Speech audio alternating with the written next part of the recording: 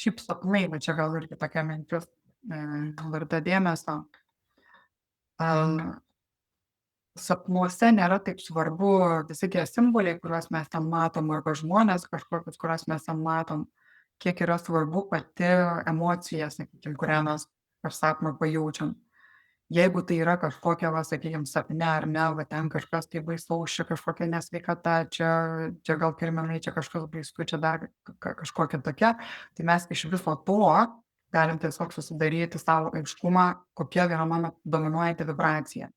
Nes kai mano protas atsipalaiduoja sapne, lieka tiktai vibracija ir ta vibracija išsireiškia per simbolius, per būseną, per jausmą. Nes aš kažkaip taip patiriu tuos simbolius kažkokiu jausmu, ar ne, tą emociją.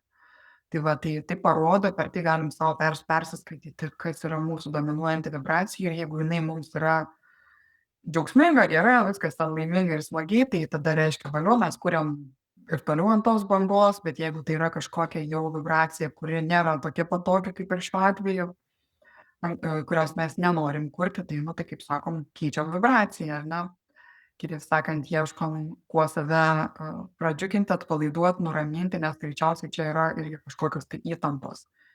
Įtampos ir galbūt net ir su ta pačia sveikata susijusios, ar ne?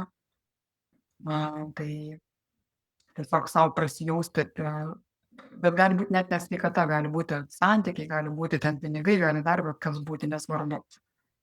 Net jeigu ir sveikatą sapnuojam, sakykime, kaip kūną, ne?